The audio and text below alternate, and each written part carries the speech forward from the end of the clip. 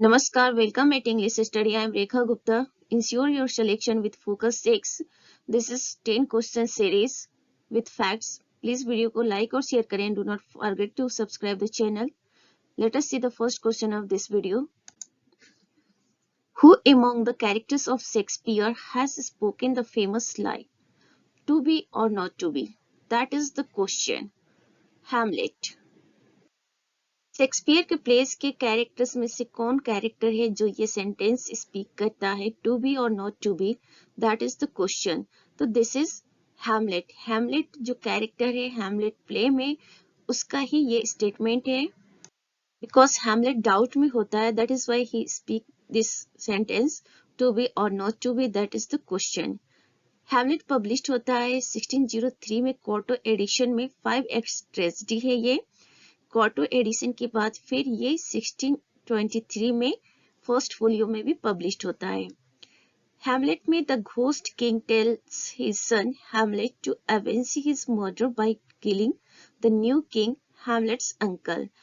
Hamlet में एक ghost है जो कि हैमलेट के फादर का घोस्ट होता है, जो किंग होता है. उसका मर्डर कर दिया जाता है किंग के अपने भाई के द्वारा. तो जो घोस्ट है वो हैमलेट यानी कि अपने बेटे से कहता है कि तुम मेरे मर्डर का बदला लेना नए किंग जो कि हैमलेट का अंकल है उससे. Question number 2. Emilia in Shakespeare's Othello is.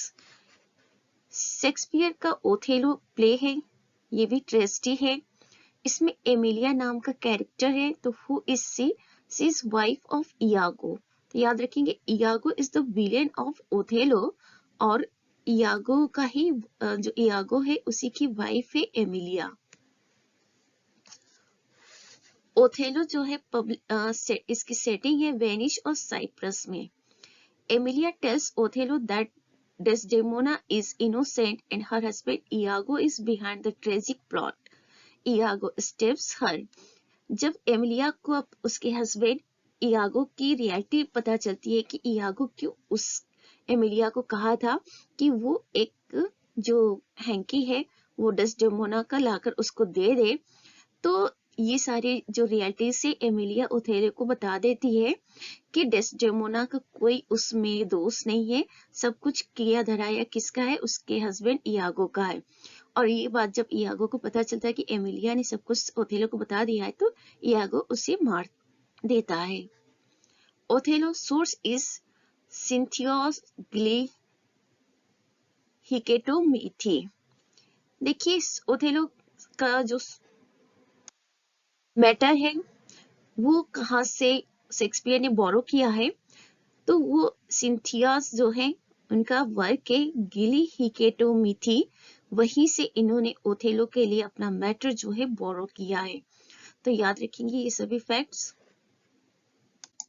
Question number 3. Which play by Shakespeare describes jealousy as the green-eyed monster? Shakespeare का कौन सा प्ले हो जिसे इस तरह से डिस्क्राइब किया गया है द ग्रीन आइड मॉन्स्टर कहकर? तो दैट इज ओथेलो. याद रखेंगे ओथेलो जो प्ले है उसी को इस तरह से डिस्क्राइब किया गया है jealousy as the green eyed monster.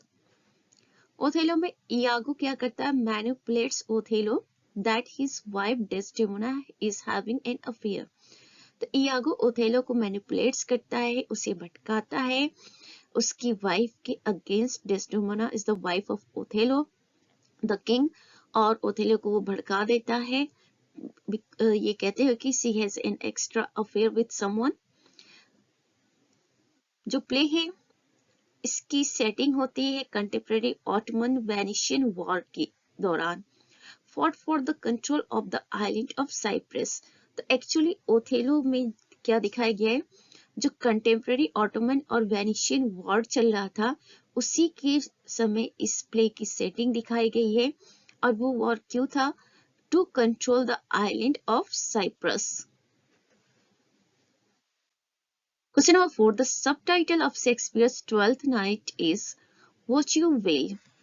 तो यहाँ पे पूछा जा रहा है कि शेक्सपियर के ट्वेल्थ नाइट का मतलब क्या है, तो सेकंड टाइटल क्या है? तो that is what you will. और इसका मतलब तो प्रीवियस वीडियो में डिस्कस किया जा चुका है, वहां से आप लोग देख लेंगे. तो ट्वेल्थ नाइट का सेकेंड टाइटल है व्हाट यू विल।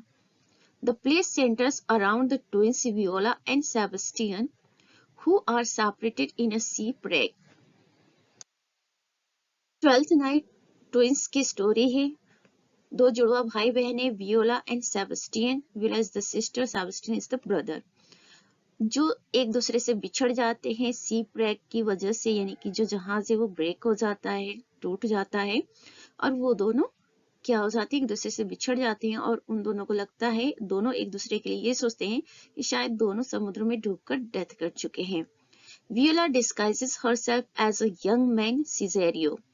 तो उसके बाद लेकिन दोनों बचे रहते हैं, दोनों की डेथ नहीं होती है, बट दोनों बिछड़ जाते हैं एक दूसरे से, लेकिन एज्यूम करते हैं कि दोनों एक दूसरे के बारे में एज्यूम करते हैं कि डेथ हो चुकी है उनकी। वियोला क्या करती है, वहां से बचने के बाद वो एक यंग मैन का रूप ले लेती है, सिजेरियो नाम ले लेती है, अपना वेश चेंज कर लेती है, और फिर वो एक सर्वेंट का जॉब गेन करती है ड्यूक के यहाँ। ड्यूक कौन है, ऑर्सिनो। तो वियोला सिजेरियो का रूप लेकर ड्यूक ऑर्सिनो के यहाँ सर्वेंट का जॉब करती है। Sources from the story Apolonius and Silla by Barnabe Rich and his favour to military profession. Twelfth night का सोर्स कहाँ से लिया गया है, तो दैट इज एपोलोनियस एंड सीला। जो वर्क है, किसका वर्क है, ये बार्नाबे रिच का वर्क है। तो वहीं से शेक्सपियर ने ट्वेल्थ नाइट के लिए अपना सोर्स जो मैटर है वो बोरो किया है एपोलिनियस एंड सीला से, और साथ में बार्नाबे का दूसरा वर्क है फेयरवेल टू मिलिट्री प्रोफेशन से भी। शेक्सपियर एक्सपर्ट है दूसरे वर्क से बोरो करने के लिए, और उसे वो मॉडिफाई करके अपना प्ले बना लेते हैं। तो इस तरह से उनके मैक्सिमम प्लेस हैं। नेक्स्ट क्वेश्चन देखते हैं। इन हर essay what if Shakespeare had had sister, Virginia Woolf gave name to Shakespeare's hypothetical sister. What was it? Virginia Woolf का एक एसे है जिसका टाइटल है what if Shakespeare had had sister. तो इस एसे में वर्जीनिया वुल्फ ने एक हाइपोथेटिकल सिस्टर की बात कही है शेक्सपियर की, और वर्जीनिया ने कहा कि अगर शेक्सपियर की सिस्टर होती तो वो भी इक्वली शेक्सपियर की तरह ही टैलेंटेड होती है वुमेन होने के बाद भी। तो वर्जीनिया ने शेक्सपियर की उस सिस्टर, हाइपोथेटिकल सिस्टर का क्या नाम रखा है, तो दैट इज जुडिथ। याद रखेंगे, Judith is the hypothetical sister of Shakespeare in the work of Virginia Woolf, that is an essay, and the title of that essay is what if Shakespeare had had sister. Woolf creates Judith to show how a woman with talent may be equal to Shakespeare. इस essay में wolf ने Judith जो character है Shakespeare के sister के रूप में create किया है, ये बताने की कोशिश की है जुडिथ के माध्यम से कि अगर कोई वुमेन टैलेंटेड है तो वो भी शेक्सपियर के इक्वल हो सकती है। In the essay, Woolf explores the plight of women in society in England during the 15th and 16th century. और इस essay में वुल्फ ने ये भी चीज दिखाने की कोशिश की है कि जो वुमेन की प्लाइट है इंग्लैंड सोसाइटी में 15th और 16th सेंचुरी के समय, उस चीज को भी उन्होंने प्रेजेंट किया है अपने essay What if Shakespeare had had sister में। Shakespeare's sister is taken from A Room of One's Own, published in 1929. Shakespeare sister का जो कॉन्सेप्ट है वो कहाँ से लिया गया है, अ room of one's own work से लिया गया है, जो पब्लिश्ड हुआ था 1929 में।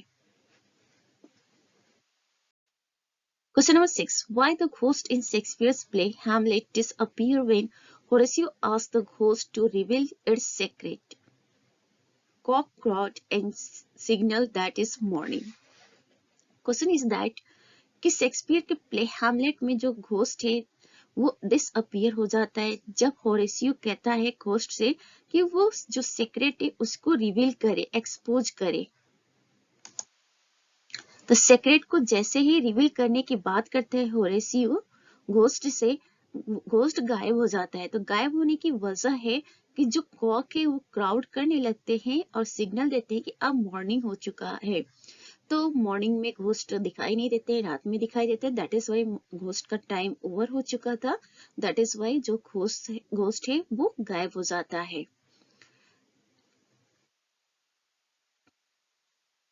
हैमलेट की थोड़ा सी जो कोट है वो देख लेते हैं। O that this too solid flesh would melt.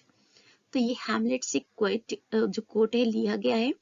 Something is rotten in the state of Denmark. ये दोनों ही फेमस कोट हैं हैमलेट से। और एक और फेमस कोट है टू बी और नॉट टू बी वाला, जो कि हैमलेट का ही है। The play explores themes of friendship, madness and revenge. इस प्ले में जो थीम्स है वो दिखाया गया है, फ्रेंडशिप है, मैडनेस है, रिवेंज है। Question number 7, oh what a noble mind is here overthrown, the courtiers, soldiers, scholars, eye, tongue, sword. Who is the noble mind referred in the above lines from Shakespeare's Hamlet? इस sentence में Nobel mind की बात कही गई है। तो ये जो नोबल माइंड है किसके लिए रिफर किया गया है शेक्सपियर के हैमलेट में? This is the question. तो दैट इज फॉर हैमलेट। याद रखेंगे, oh what a Nobel mind is here overthrown, the courtiers, soldiers, scholars, I, tongue, sword. तो ये जहां नोबल माइंड का ये जिक्र हो रहा है, ये किसे रिफर किया गया है? तो हैमलेट प्लेस में हैमलेट के लिए ये रिफर है। This is the part of soliloquy by Ophelia when Hamlet has left the room. Actually ये जो स्टेटमेंट है ये ओफेलिया का डायलॉग है, ओफेलिया का soliloquy है। जब हैमलेट रूम छोड़कर चला जाता है तो ओफेलिया जो है अपने से बात करते हुए ये बोलती है। soliloquy का मतलब यही होता है कि जो कैरेक्टर स्पीक करता है वो अपने से ही बात कर रहा होता है और ऑडियंस को तो सुनाई देता है, स्पेक्टेटर्स को सुनाई देता है, but not for the other characters of the play. She says Hamlet is same as before, but she does not know his condition. उसे लगता है, ओफेलिया को लगता है कि हैमलेट पहले की तरह अब नहीं रह गया है, लेकिन उसे नहीं पता कि इसके पीछे की वजह क्या है। हैमलेट्स क्वेश्चन, टू बी और नॉट टू बी। तो ये हैमलेट का क्वेश्चन होता है। टू बी और नॉट टू बी पूछा जा सकता है कि हैमलेट का क्वेश्चन क्या है। और उसकी जो लास्ट लाइन है हैमलेट की, वो है उसके फ्रेंड होरेशियो से वो जब बात कर रहा था वो बोलता है द रेस्ट इज साइलेंस। तो याद रखेंगे ये सब इंपॉर्टेंट फैक्ट से क्वेश्चन को घुमाकर पूछा जा सकता है। टू बी और नॉट टू बी की कौन सा फेमस स्टेटमेंट है, या इसको किसने बोला है, या हैमलेट का क्वेश्चन क्या है, तो टू बी और नॉट टू बी बता देंगे। और उसकी जो लास्ट लाइन क्या है हैमलेट की, तो वो है द रेस्ट इज साइलेंस। किसे वो बोलता है? अपने फ्रेंड होरेशियो को बोलता है। और ये जो सेंटेंस था ये सोलिलोकी का पार्ट था, ओपेलिया द्वारा बोला गया है हैमलेट में। Question number 8, where was Hamlet when he received the news of his father's death? जब हैमलेट अपने फादर की डेथ की न्यूज सुनता है तो वो कहाँ पे होता है? जर्मनी में होता है।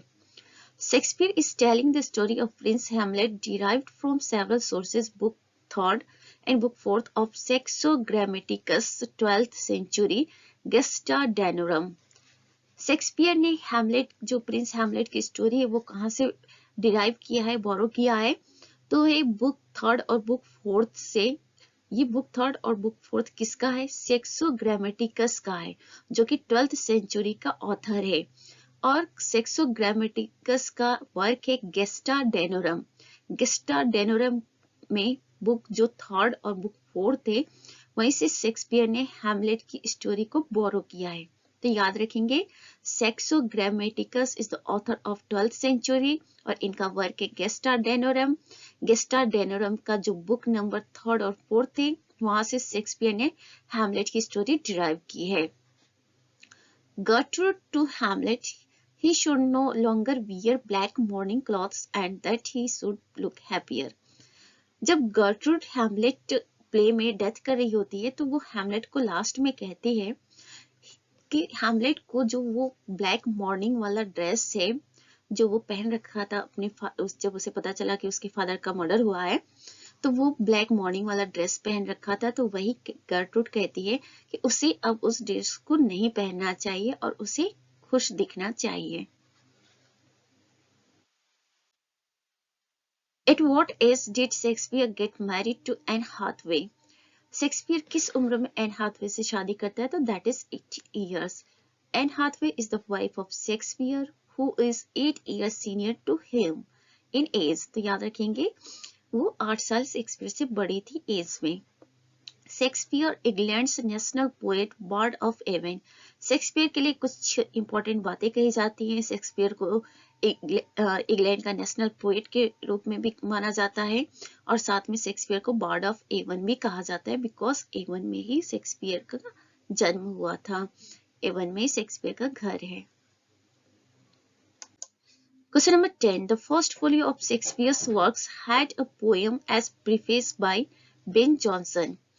तो शेक्सपियर का एक वर्क है, शेक्सपियर के जितने भी वर्क्स है उसमें से मैक्सिमम वर्क्स को एक साथ कलेक्टिवली पब्लिश कराया गया था under the title the first folio, और उस फर्स्ट फोलियो के लिए प्रीफेस लिखा गया था पोयम के रूप में। तो उस प्रीफेस को किसने लिखा था? बेन जॉनसन ने लिखा था। बेन जॉनसन कौन है? शेक्सपियर के कंटेम्पररी ही है और वो भी English play wright. Ben Jonson comedy of humours के लिए जाने जाते हैं। Shakespeare acted in Ben Jonson's every man in his humour. Ben Jonson का फेमस कॉमेडी है एवरीमैन इन हिज ह्यूमर। इसमें शेक्सपियर ने ओल्ड मैन का रोल प्ले किया था। तो याद रखेंगे, ये सभी इंपॉर्टेंट फैक्ट्स से क्वेश्चंस पुट अप किए जाते हैं। तो द फर्स्ट फोलियो के प्रीफेस के लिए पोएम किसने लिखा था? बेन जॉनसन ने। This is all about for today's video. Please video को लाइक और शेयर करें and do not forget to subscribe the channel. Be happy, keep smile.